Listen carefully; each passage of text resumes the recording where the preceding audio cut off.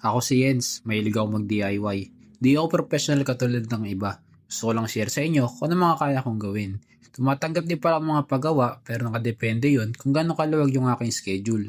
Nagpagawa nga pala ang tita ko para gawing rechargeable itong kanyang radyo. Para hindi na siya bibili ng battery kung sakaling ito ay malobat. Gagastos lang ng konti pero pang matagalan naman to dahil kapag nalobat ay kailangan lang itong i-charge. Sa part na to magbubutas tayo pero bagong lahat kailangan mo natin magsuot ng safety glasses para protection na rin para sa ating mga mata. Yung butas nga pala na ginagawa ko dito ay para sa paglalagyan ng charging pin at nung mga ilaw.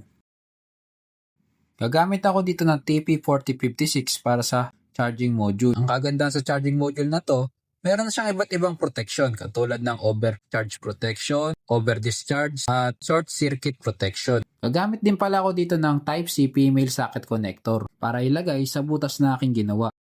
Gagamit din pala ako dito ng LED at 3 pirasong wire. Ang purpose nito ay para makita yung charging indicator kung charging pa ba or fully charged na. Tamang check na lang ako dito kung tama ba yung connection ng ating ginawa. Pagkatapos ko ma-check, tinap ko lang ito sa module. Kumbaga, yung ginawa ko na to ay parang extension lang sa charging indicator para hindi na kailangan silipin pa sa loob yung mismong charging module.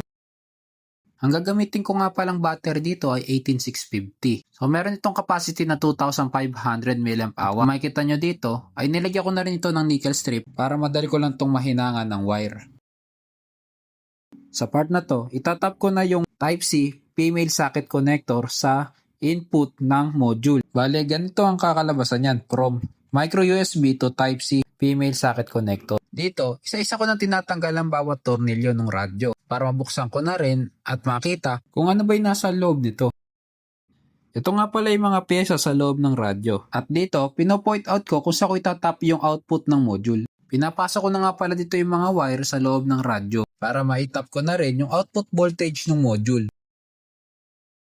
Pagkatapos ko maitap yung output voltage ng module sa radyo, ay isa-isa ko na rin ibinalik yung bawat pyesa ng radyo para matesting na rin natin kung magiging successful ba yung pagmamodify ng ating ginawang radyo.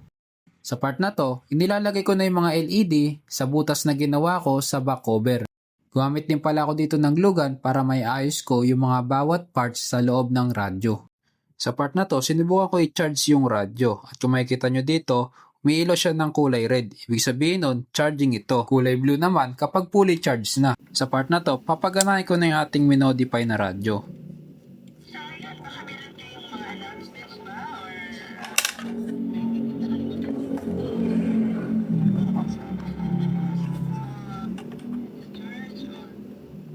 Makikita at maririnig nyo na naging successful yung ating ginawang modification from disposable battery to rechargeable battery.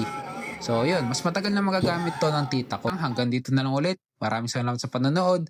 Paalam!